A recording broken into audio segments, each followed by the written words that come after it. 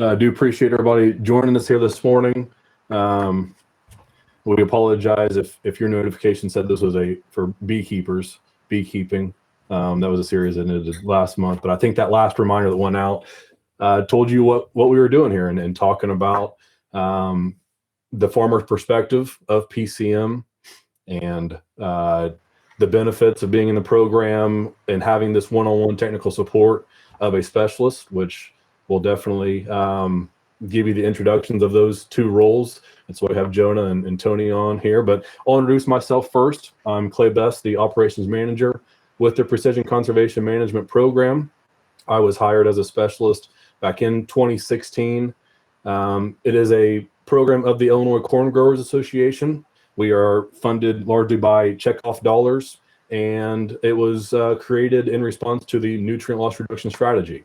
And this understanding from the Illinois corn growers that farmers were going to have to start looking at making changes that would benefit the environment, whether it be through tillage or cover crops or nutrient management.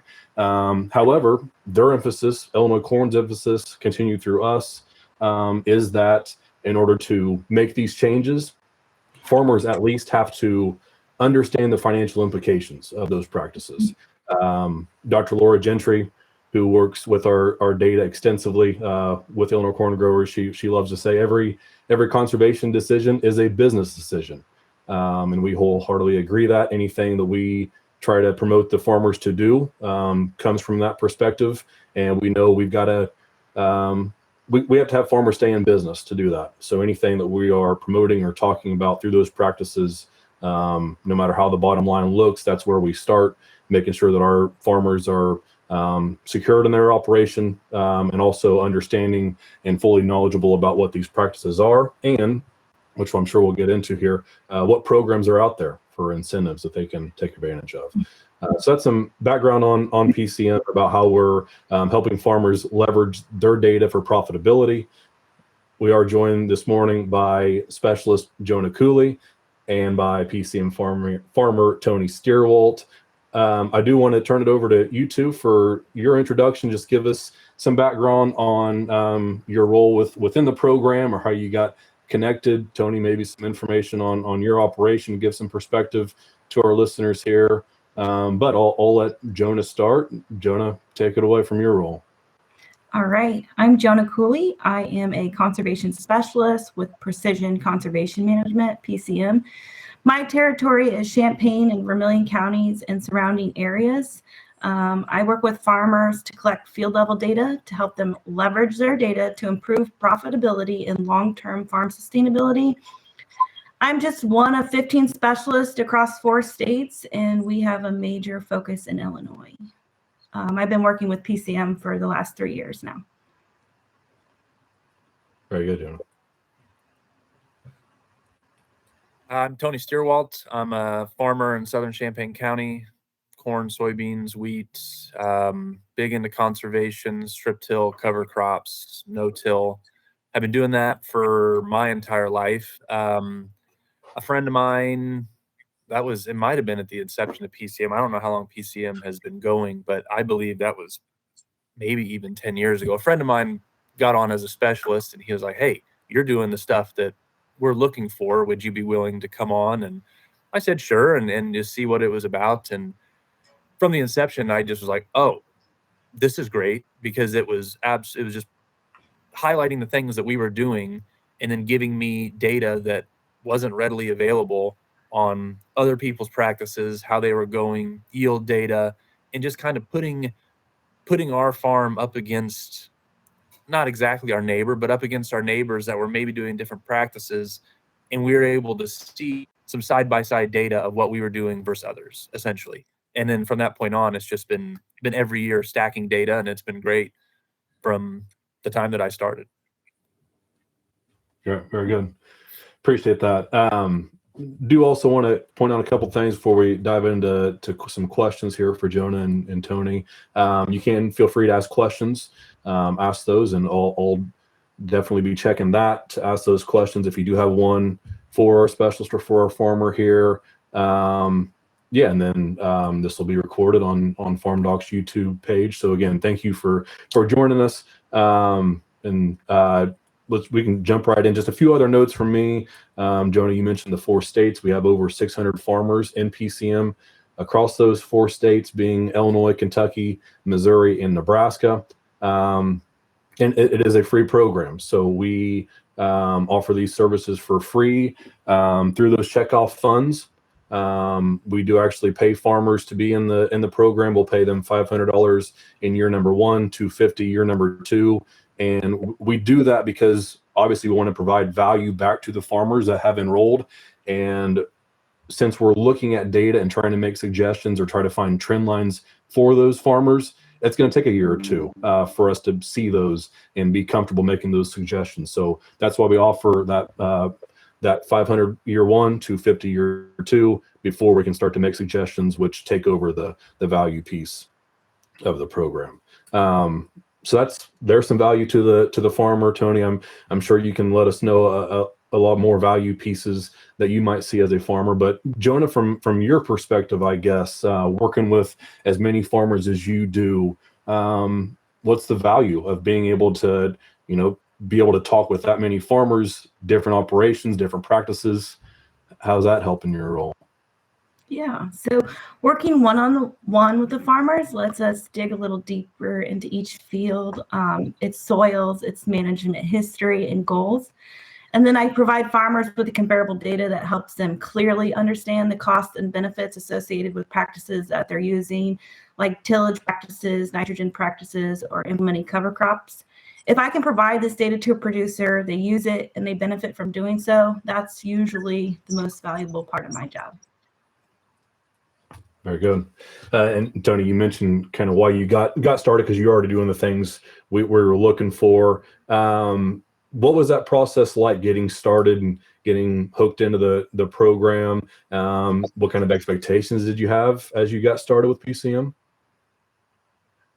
I'll be honest, I came in with no expectations. I didn't know what to think. I just was I was kind of doing my friend a favor, just coming on. That was a long time ago, and then from the jump, it just was learning, and like you said, stacking multiple years of data, and then just seeing, and then taking it to like my dad, the other half of the farm, and showing him, the stuff we're doing we're doing it for the right reasons, and we're stacking up against the competition, because it's competition, and it's just nice to actually have that data in one place.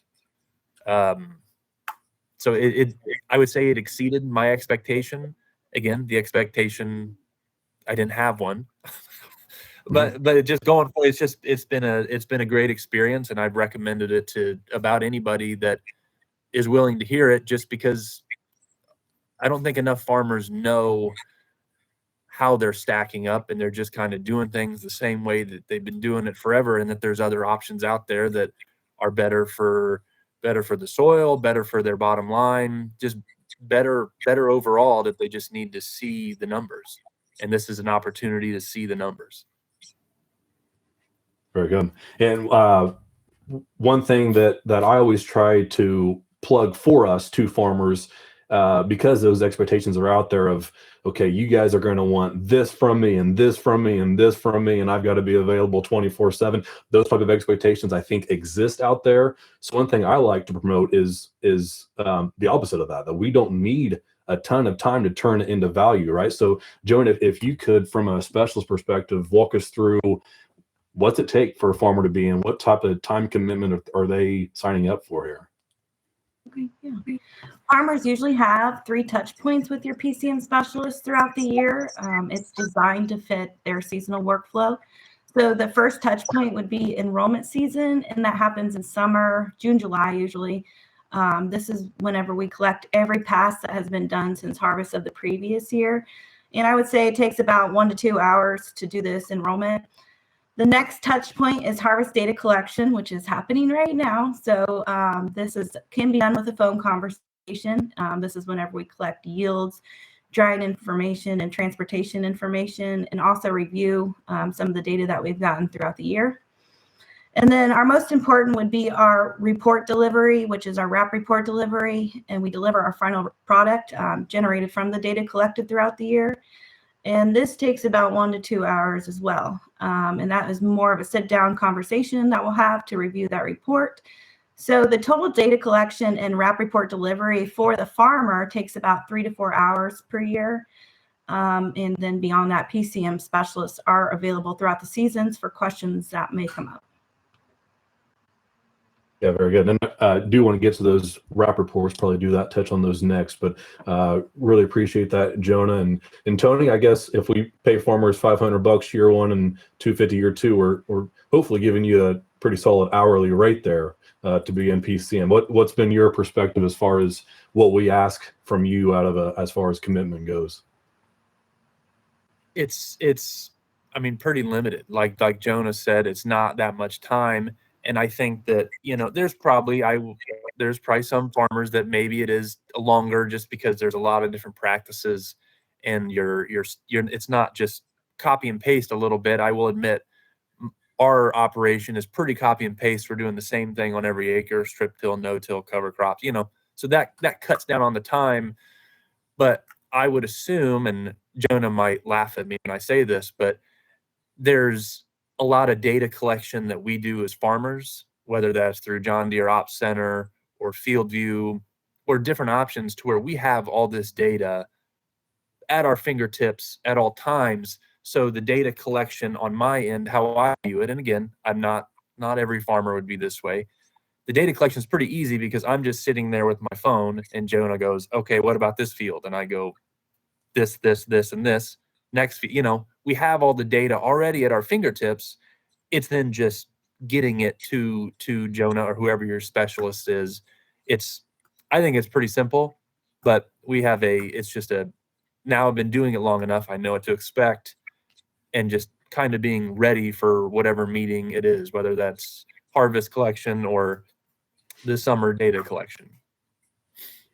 That's great. And yeah, we know plenty of programs that are asking the farmer to input all the data themselves, use the platform, get on there, plug in the data, and that's how you're going to get the report or the incentive payment.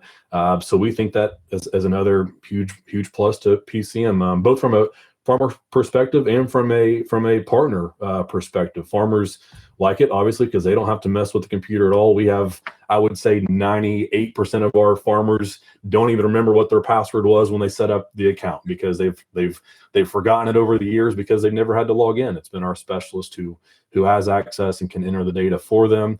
And partners like it too, because Tony maybe doesn't remember his password. And partners like it too, because no offense, Tony, but maybe we have a little bit more confidence of the data going in is more accurate than if a farmer were to be logging in at midnight after a long day working out in the field, putting in data just to get it done. So few other benefits there. Jonah, you mentioned the RAAP reports, and these are our deliverable, as you said. What we hope is the biggest value add back to the farmer. So why don't you tell us what is included in the RAAP and maybe give us some insight of how that all comes together? Yeah. So RAAP reports are a key value of PCM farmers. Each farmer receives a personalized annual report showing how their farm performs sustainably and economically. So pass-by-pass data that we collect throughout the year and economics are combined to provide a detailed picture of the farm's performance. It helps farmers benchmark their operation over time against themselves, and then also benchmark their data against others that are farming within their area of similar or different practices. One of the most valuable things that I see in a RAAP report as well we can help identify incentives or programs that farmers may qualify if they need a little help or push with implementing conservation practices as well. Right. And Tony, I'll let you speak from a farmer's perspective. I'll say one of my favorite stories to always tell was took a report out to a farmer who gave me 30 minutes to sign him up the previous fall. That was the only touch point. Took the report out to him. He stopped me halfway through and he said, "You're coming back out this summer and we're going to put every single one of my fields, all 4,000 acres in, because of the value that he already seen in that RAAP report. I thought that was a really cool story that I love to tell. Let us know what you think about those RAAP reports. Anything surprising or, again, that you didn't expect maybe from the onset? Looking at the RAAP reports when we first started doing them, so again, we are strip till, no-till cover crops. And then there's certain settings where maybe we would run the chisel plow for one reason or another, whether we got some ruts from spraying or we got done tiling or whatever the case. And in a situation where we're never working the ground, when we chisel, we get honestly a really nice carbon flush, and we maybe get a little bit of a yield bump just that upcoming year for that upcoming crop. That sounds great because you do get a yield bump, but then when you start looking at the numbers, so then you're adding in that chisel pass, you're adding in 2 cultivator passes in the spring, most likely, and you're just adding in more passes across the field, which as a younger farmer, as a farmer, sometimes you don't value your time, and you don't think about, hey, that pass across the field costs money. So then whenever I'm looking at the bottom line, sure, I got a little bit of a yield bump, but when I'm then putting in the costs of machine time, of labor, well, I really didn't get a yield bump, in the way that we've been doing it is year after year after year proving to be the most economical way to make money by conserving those passes. And I would have just in my head thought, oh, I'm getting a yield bump because I didn't see the numbers. But being a part of PCM and having that RAAP report, and again, that's just on a small acre. Oh, it sounds great in theory, but I'm looking at ROI. I'm not looking at I don't care about getting that yield bump if I'm not making more money doing it the way that I've been doing it. So just that to me, that's a big one of my personal experience of something that happened with PCM, where it was the light bulb went off that it's not always chasing that top end yield. It's making the most money per acre. Yeah, and great point, and exactly in line with what we've always been after. I know, yeah, yields are always the conversation, right? It's talk at the coffee shop or wherever, but I guess you can say PCM has been trying to kill those conversations since 2016, because we're after bottom line and understanding that and putting guys in a better spot. So absolutely appreciate that. Jonah. Tony mentioned a lot about the numbers there, and there's a ton of data in those reports. So how, as a specialist, how do you manage that? How do you bottle that up and only let out enough to where you're not overwhelming the farmer, or you're giving them the best perspective you can, not overwhelming them? How do you make that happen? Because there's a ton that goes into this, right? Yeah. So I feel like all my farmers have different goals, different expectations, maybe. So I kind of first ask, what are you looking to do on your farm? What do you want to see? And so from there, I kind of focus in on the data that they're looking to see.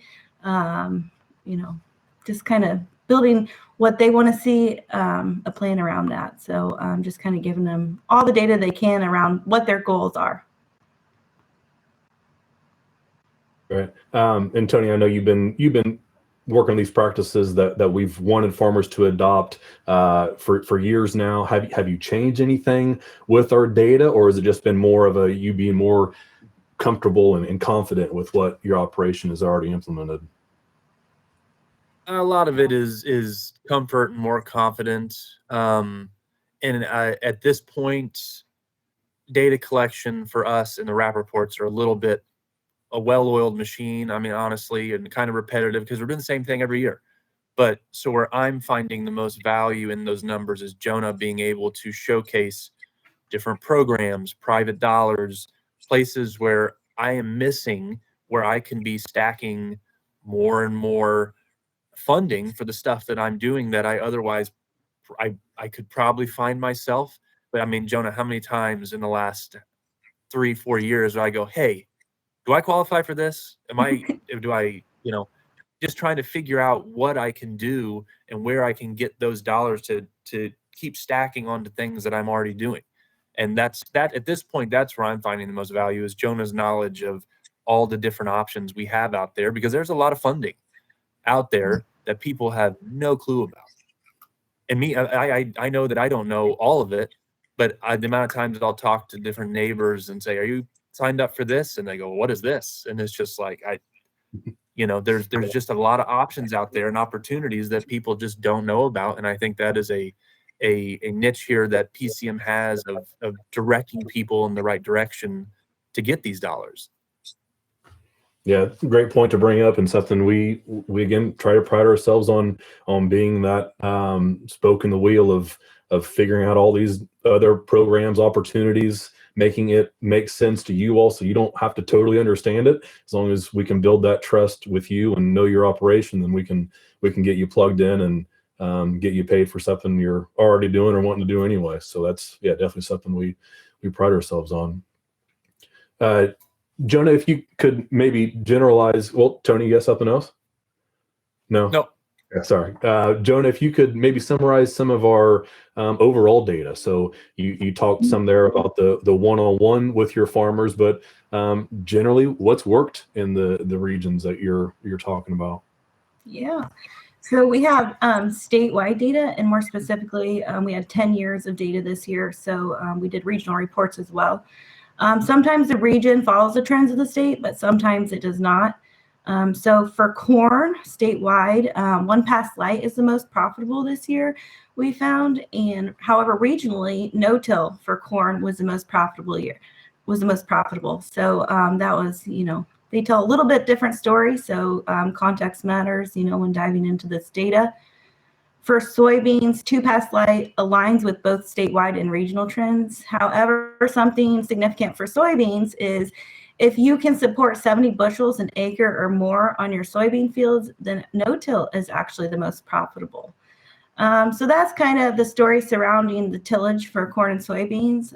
For nitrogen, mostly pre-plant and mostly side dress have been the most profitable over and over again, state and region-wise. And then our optimal N rates is falling between the ranges of 151 to 175. And then cover crops is kind of all over the board. We found for corn, winter terminal cover crops can be more profitable than no cover crops, but that's only for some fields, some instances. Regional data also follows those trends. However, for soybeans, state data supports that winter terminal cover crops can be more profitable than no covers at all. However, our regional data says that an overwintering cover crop can be more profitable than no covers, but that kind of flip-flops from field to field. So just context really matters when diving into our data. Sounds great. Appreciate that. Do want to make a plug in for, we release a publication every year, every June in the Prairie Farmer. There's 10 years worth of data in that most recent publication. And if you want to take a look at that, you can go to our website, precisionconservation.org. There's a pop-up in the bottom right that you can click on to open up a PDF. Might have one to share with you later in this webinar, but if you want to check that out and look at those 10-year trends since we've started the program, that is available on our website. Okay, Joan, another question for you, and this relates to a farmer like Tony, a farmer who's already been doing these practices. What's your sales pitch, right? Because a lot of farmers might see conservation in the name of PCM and think, oh, they're going to make me make a change if I'm not already doing it, or they're after those farmers and not me as a farmer who's already implementing these practices. So what's your sales pitch? Let's start with a farmer who's already implementing these practices. Okay, yeah. So even without changing practices, PCM helps farmers see exactly where each dollar is spent. And then we can help identify even small inefficiencies, maybe tightening up on your input rates or improving your nitrogen use efficiency. These things can still have significant impact on your bottom line and not necessarily require practice change. Also, field level benchmarking against anonymized farmers in your area for regional data shows where practices perform well, or maybe you could improve a practice. So just being able to make those comparisons is also very beneficial. Very good. And you know, along that same line, Tony, a question for you as far as us not forcing practice change. We really like to talk about that aspect as far as these are voluntary decisions being made. Is that as important as we think and hope it is from a farmer's perspective, that we're trying not to, you know, force change? We're here to help, I guess, is something we hear and say a lot. Yeah, because as farmers go, they don't like to be told what to do. Um, but when you actually have something to back up what you're suggesting, that helps. You know, I've had people, my dad being one of them. I don't want to pick on him, but he fought me on going heavy cereal rye ahead of soybeans. Just can't do it. Just can't do it. We're giving up yield. We're giving up yield. And I go, well, we're not. Let's actually look at the data. And it's always been equal, if not maybe a couple bushel better, maybe a couple bushel worse. Which the 2 bushel below average, no, that's not what we're looking for, except when I am subtracting almost $60 an acre in chemical savings with the rye, then, oh, we're actually making more money, even with a bushel or 2 less than our average. But again, that's happened once in my 10 years of having heavy cereal rye, and I'm planting green in the 3-foot rye, and our yields are the same, maybe a little better, maybe a little worse. But again, I'm saving almost $60 in chemical because of the natural suppression of the rye. So we're making more money on those rye acres. And it was, so having, and again, that's just an example of me personally showing my dad, actually, we're making more money in this. And that's not including government fund, you know, payments from these programs stacked on top of the already chemical savings. So that's just an example of when you actually have numbers and data to show farmers, hey, I'm not just pushing you to push you. I'm showing you real evidence of why this is working. And that just goes, farmers want to see evidence, basically. I mean, that's just human nature. You want to have proof that this is working, and you're not just kind of pushing along ideas that you're told to push along, essentially. Yeah, it's great. I think some of our biggest success stories have been we've been able to take those individual stories, and we're definitely huge on privacy and security, and not even really letting anybody know who's in the program. But if we have a success with a farmer who's open to letting his story be shared, their story be shared, then being able to relay that to a farmer down the road, that's a lot more meaningful and relevant to them, as opposed to just the general data and the general trends that we're seeing. So that's just a piece that we've had a lot of success with whenever we've had farmers with success, kind of like what you're talking about on your operation. Mention programs again. Jonah, wanted to get your perspective on programs from a specialist perspective. So I mentioned we're trying to keep our thumb on the pulse of all these programs going on. How do you see it from your specialist role?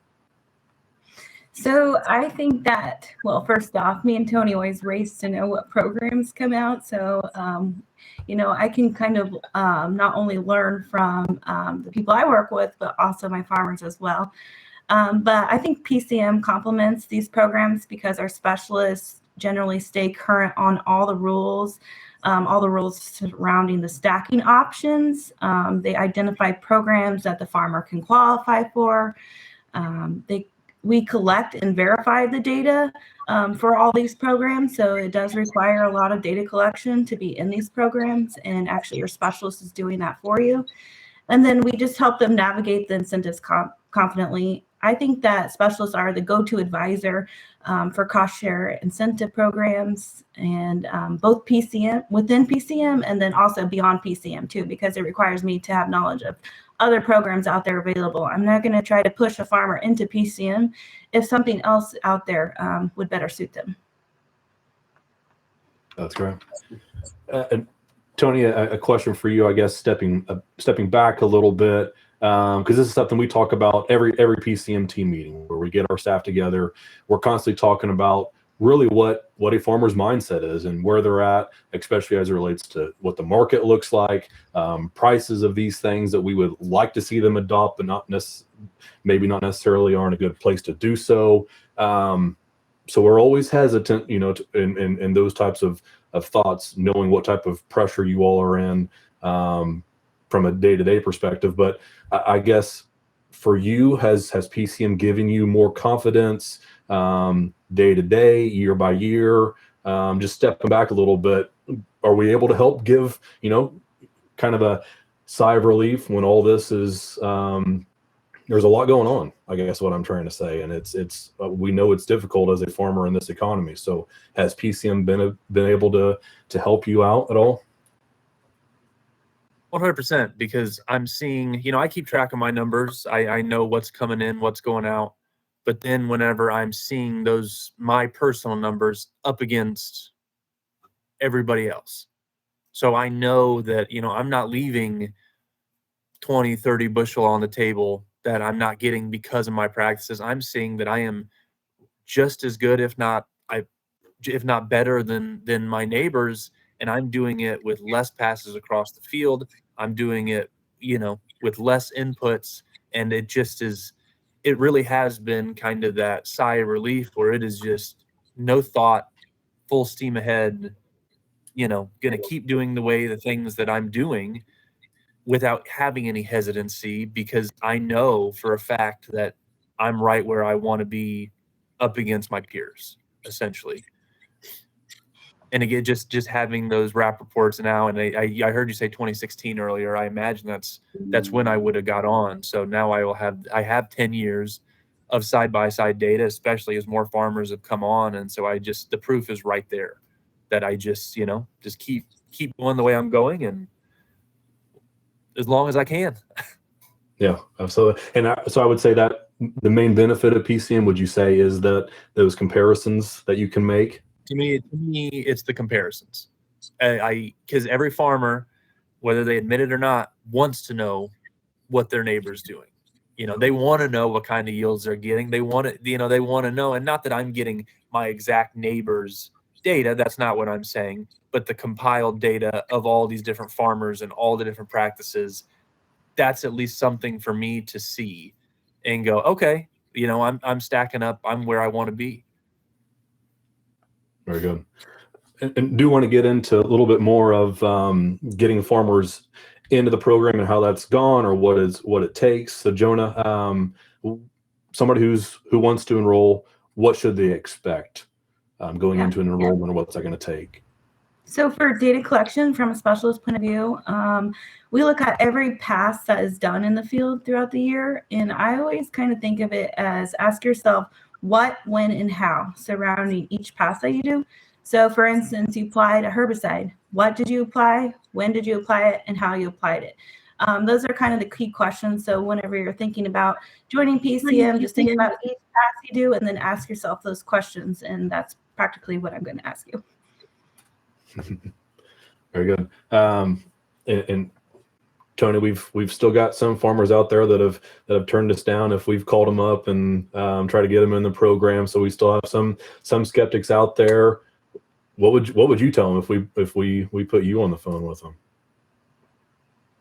You're out nothing, just trying 40 acres. It doesn't cost you a thing. It maybe cost you a couple hours, but the value you're going to get to see how you're stacking up, and then the other side that we talked about of the different funding that's available that they have no clue about, and it's a little bit finding a generational thing, because again, I'm a big proponent of cover crops, and I talk to more people than they probably want me to about it, but it's just try it.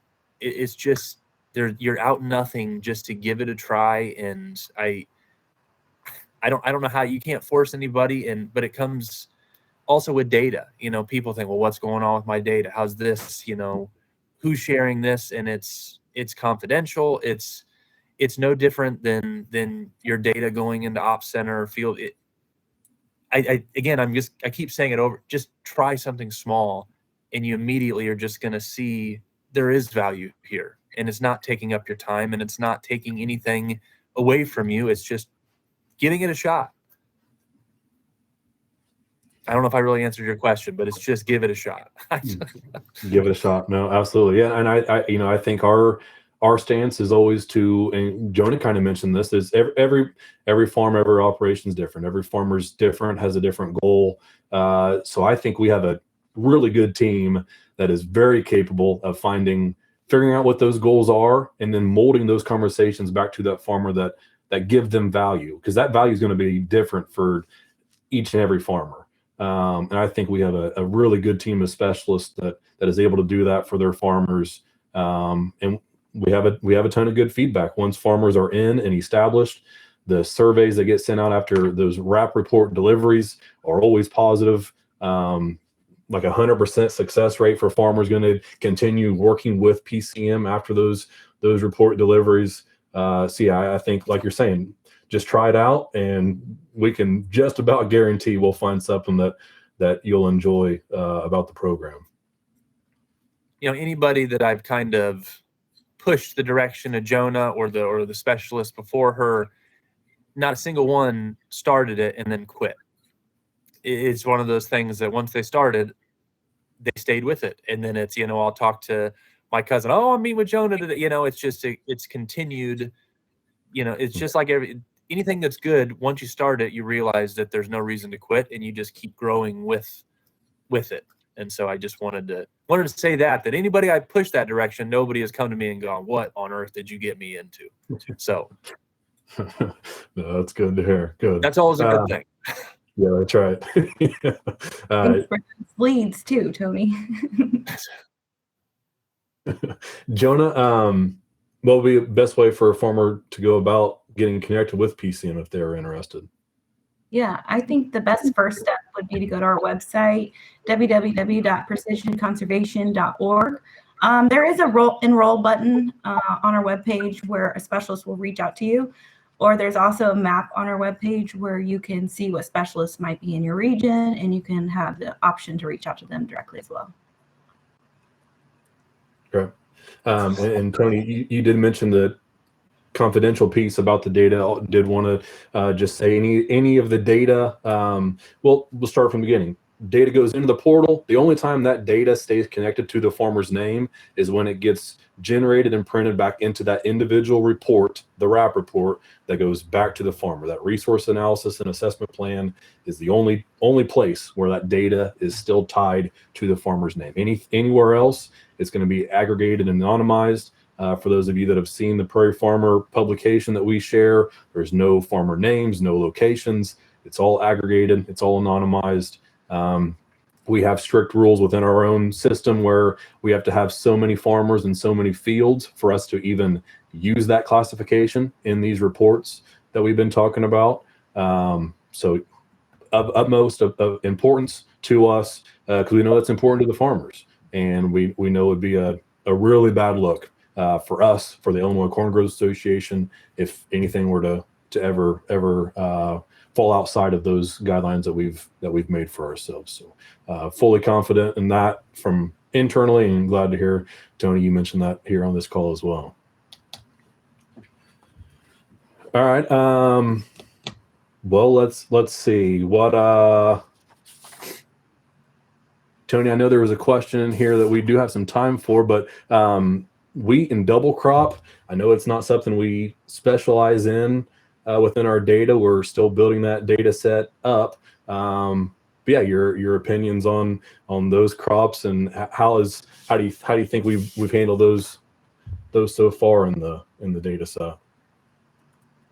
I mean, as far as the wheat and double crop, that is obviously a mixed bag in our area. You can sometimes we can grow really good wheat, we can, and then there's some years where we're lacking in double crop. Anybody who's grown double crop beans knows that you can have really good, or then the years like this year where it doesn't rain after you plant, and then they end up being 10 bushel.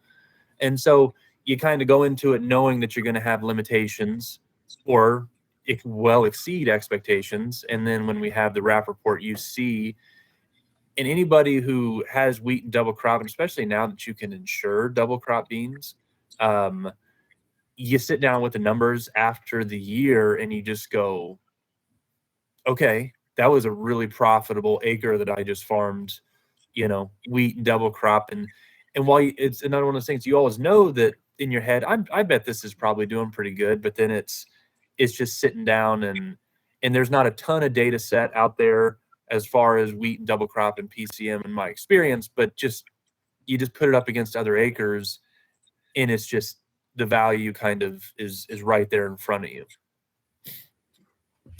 Yeah, and one thing we've done with the data set, just to explain this a little bit more too, is we're trying to make the data in those reports as relevant to the farmer as possible, right? So there's 5 or 6 columns of data in the report. The first column is going to be the farmer's data, and then we're going to start zooming out to a county level, to a 20-mile radius level, 30-mile radius level, up to 200-mile radius. Now, that's not the most valuable, right? Because we're grabbing acres from really far away that aren't totally relevant. But kind of mentioning that wheat and double crop, our Southwest Illinois territory is getting more and more of those acres.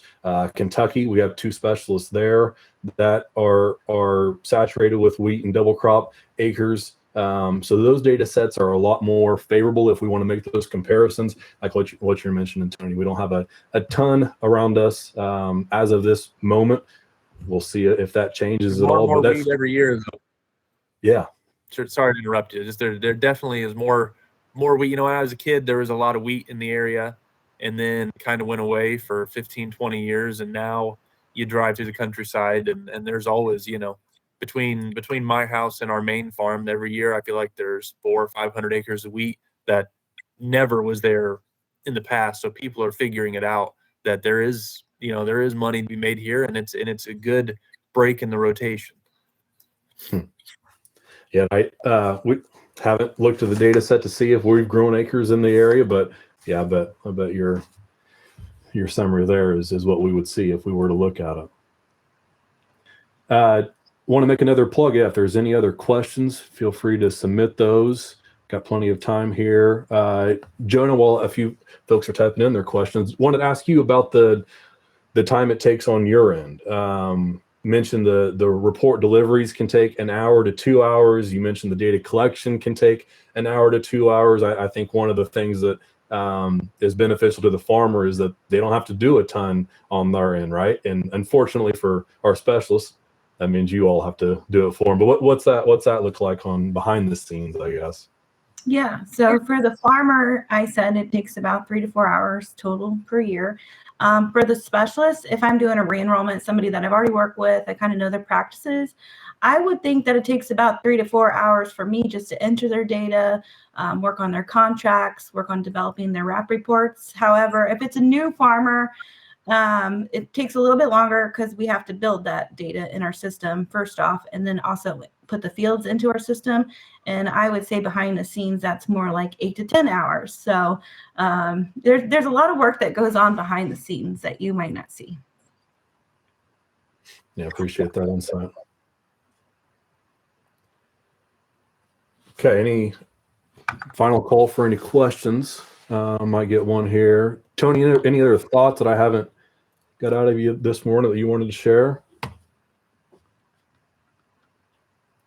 Not really. I mean, it's just, as you can tell, it's just been a positive experience for me that I've enjoyed, and I've getting to know Jonah and other specialists, and just my time it's been valuable all the way around. So thumbs up.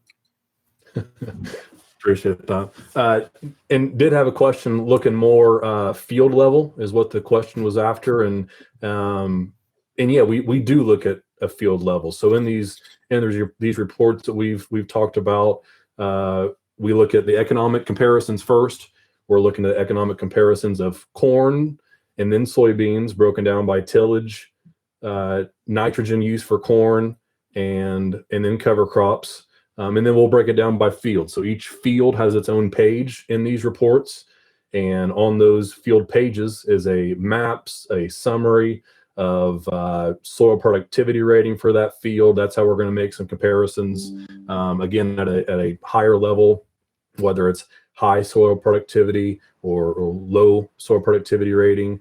And then, yeah, our specialists are looking for trends on those fields of how they compare to other fields in the operation, other fields in the area.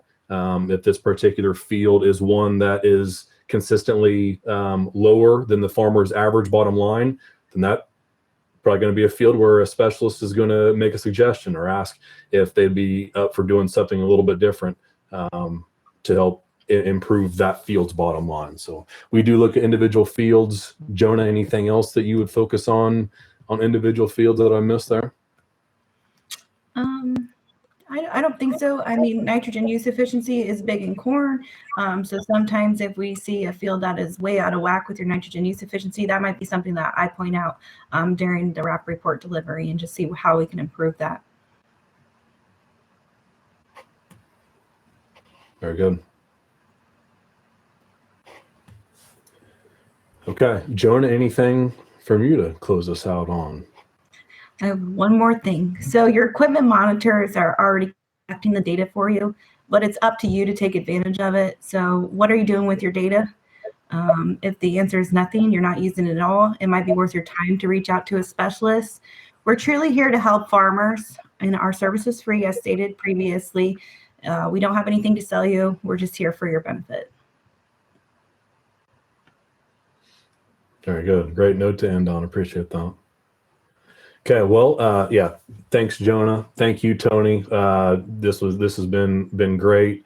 I see we're out of questions. I know we're wrapping up a little early, but I think this was a great discussion. I appreciate both you all's time. I do want to also thank FarmDoc and all of the sponsors of FarmDoc for allowing us to do this, their support and this opportunity to have this conversation. And yeah, great to chat with you all. Be safe out there in the snow. And yeah, that's all we got for this morning. Thank you, everybody. Thank you. Perfect. Thank you.